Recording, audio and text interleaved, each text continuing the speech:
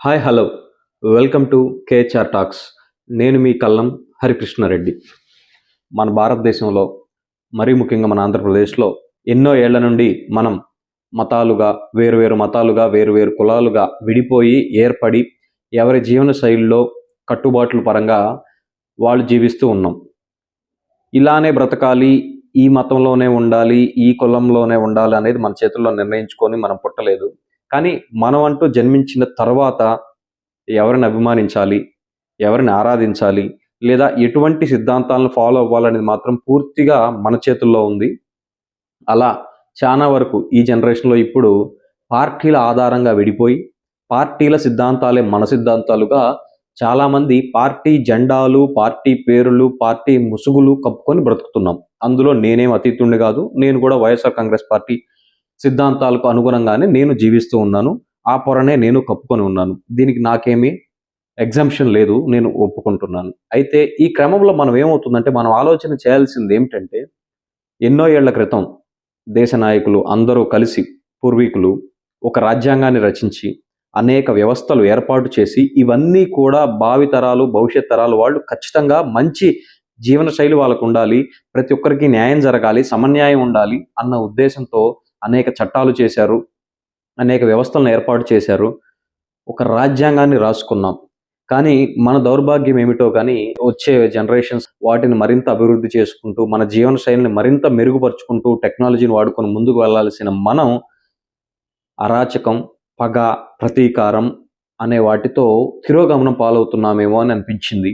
అది ఎక్కడి వరకు వెళ్ళింది అంటే, ఒక పార్టీలోని వ్యక్తులు మరొక పార్టీ వాళ్ళ మీద అక్రమ కేసులు బనాయించటం, కొట్టడం, దాడి చేయటం, ఆస్తి నష్టం చేయటం, హింసించడం, ఇవన్నీ మరొక వర్గానికి ఒక సాటిస్ఫాక్షన్, ఒక సునకానందం ఇచ్చే పరిస్థితికి వస్తే, అది ఎక్కడి వరకు ఏ స్థాయికి వెళ్ళిపోయిందంటే ఈరోజు కొంతమంది అమాయకులు కూడా బలవుతున్నారు.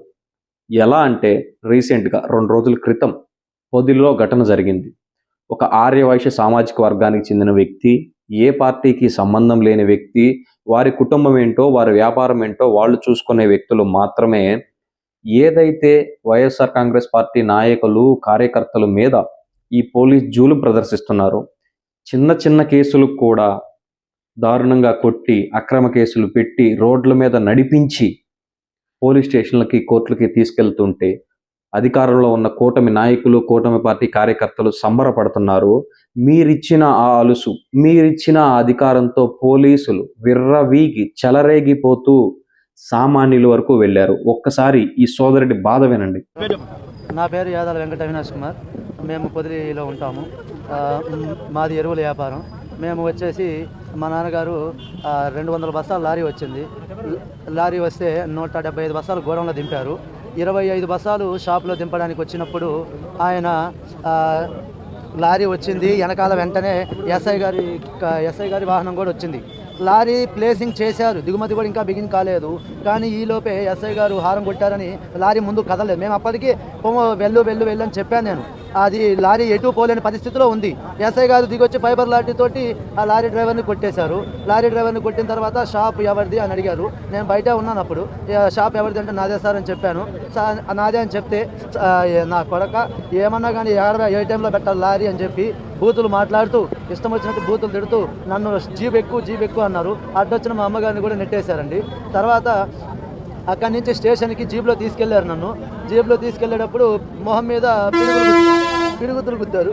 గుద్దిన తర్వాత అక్కడి నుంచి మళ్ళీ స్టేషన్కి తీసుకుపోయినాక అక్కడ ఫైబర్ లాఠీతోటి లాఠీ ఎట్లా పడితే అట్లా కొట్టేశారు. లాఠీ తీసుకొని అటు ఇటు ఎట్లా పడితే అట్లా 4 రోజుల నుంచి పడుకుంటామంటే నిద్ర నేను అటు ఎటు తిరిగి పడుకోలేని పరిస్థితి నాది. ఎప్పుడు నేను ఏ తప్పు చేయలేదు. అసలు ఏ తప్పు చేయకుండా ఇంత శిక్ష ఏందో నాకేమో అర్థం కాలేదు. అయిపోయింది, నన్ను కొట్టారు, అయిపోయింది. తర్వాత మా నాన్నగారు వచ్చారు. నాన్న వచ్చిన తర్వాత సార్ మా అబ్బాయిని తీసుకొచ్చారు. ఏం సార్ నమస్తే సార్, మా అబ్బాయిని తీసుకొచ్చారు అని చెప్పగానే నువ్వే నా ఓనర్వి, అలా నీకు బండి ఎప్పుడు పెట్టాలి, ఏ టైంలో పెట్టాలో తెలీదు, నీకు ఆ మాత్రం తెలియదు అని చెప్పి మా నాన్నకి 68 ఏళ్ళు ఆయన్ని ఇష్టానుసారంగా కొట్టారు చంపల మీద. ఎప్పుడు 48 ఏళ్ళ నుంచి అదే షాప్లో వ్యాపారం చేస్తున్నాం మేము, అదే ప్లేస్లో దాదాపు. అట్లాంటిది ఆయన గౌరవ ప్రతిష్టలు మర్యాదలు పోయినాయి, మా విలువలు పోయినాయి. మేము మొహం చూపించుకోలేని పరిస్థితి వాళ్ళ పొదుల్లో మాకు న్యాయం చేయాలని మేము ప్రతి ఒక్కరిని అడగడం లేదు. రిపోర్టు నన్ను స్టేషన్లో 8ంటికి ఎవరో పై వాళ్ళు చెప్తే 8ంటికి వదిలేశారు. 8ంటికి వదిలేసిన తర్వాత కూడా మళ్ళా స్టేషన్కి హాస్పిటల్కి వచ్చారు. హాస్పిటల్కి వచ్చి నేను గవర్నమెంట్ హాస్పిటల్కి వెళ్ళాను. నేను అక్కడికి వస్తే ట్రీట్మెంట్ చేయించుకుంటున్నారు. ఆయింట్మెంట్ పూసారో లేదు. ఈలోపే అక్కడి నుంచి గవర్నమెంట్ ఎవరైనా కాంపౌండర్స్ కావచ్చు, నర్సెస్ కావచ్చు, మీ మీద కంప్లైంట్ ఇవ్వడానికి వచ్చారు సార్ అని చెప్పారు. నాకు రిపోర్ట్ కూడా ఇచ్చింది ఏం లేదు. ట్రీట్మెంట్ మధ్యలోనే వాళ్ళు తీసుకుపోయారు. నన్ను నీ మీద ఎఫ్ఐఆర్ ఫైల్ అయిందని చెప్పి తీసుకుపోయారు. ఎఫ్ఐఆర్ ఫైల్ అయింది. ఏ క్రైమ్ చేశాను సార్, పలానా క్రైమ్ చేశారని చెప్పి ఎఫ్ఐఆర్ ఫైల్ అయిందని చెప్పండి, వస్తాగే వస్తారని చెప్పాను. నీకు చెప్పాల్సిన పని లేదు, నీ మీద ఎఫ్ఐఆర్ ఫైల్ అయింది, వస్తావా లేకపోతే రేపు జైలు పోతావా అని చెప్పారు. అవసరం లేదు సార్ అని చెప్పి తీసుకుపోయారు. తర్వాత స్టేషన్కి వెళ్ళాను. ఏఎస్ఐ గారు కూర్చోబెట్టి మాట్లాడారు. బాగానే అయిపోయింది, అట్లే 10 నిమిషాల్లో వదిలేస్తారులేమ్మా అని చెప్పారు. 10 నిమిషాల్లో వదిలేస్తారన్నారు. అప్పటికే టైం 9 అప్పటికి వాళ్ళు మాట్లాడిన తర్వాత అంతసేపటి అది వదిలేస్తారనుకుంటే ఆయన గంటకు వచ్చారు. ఎస్ఐ గారు గంటకు వచ్చిన తర్వాత కూడా ఆయన ఏమీ రెస్పాన్స్ లేదు. అసలు మనం పంపిస్తారేమో అనుకుంటే నా మీద కేసు పెట్టడానికి నువ్వు గవర్నమెంట్ హాస్పిటల్ పెడతావా, నేను నీ మీద కేసు పెడతా, తిరిగి ఏం చేస్తావు చేసుకోపో, పోయి జైల్లో కూర్చోపో అని చెప్పి అన్నారు. జైల్లో కూర్చోపో అని చెప్పారు. ఇప్పుడు నా చేత వైట్ పేపర్ మీద సంతకాలు పెట్టించుకున్నారు. ఇప్పుడు నా పరిస్థితి ఆ వైట్ పేపర్ని అట్లా అది దేనికి వాడతారో తెలియదు. ఆ వైట్ పేపర్ మీద సంతకాలు పెట్టించుకున్నారు. ఆ పేపర్లో మాకు ఇప్పియాలి.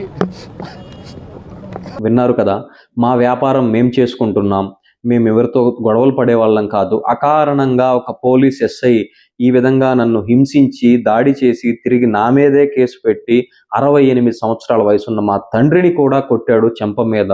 మా పరువు పరిస్థితి ఏంటి? ఎంతో మర్యాదపూర్వకంగా అందరితో 50 సంవత్సరాల నుండి మేము వ్యాపారం చేస్తున్నాం, ఈరోజు మా పరిస్థితి ఏంటి అని కంటతడి పెట్టుకుంటున్నాడు ఆ సోదరుడు.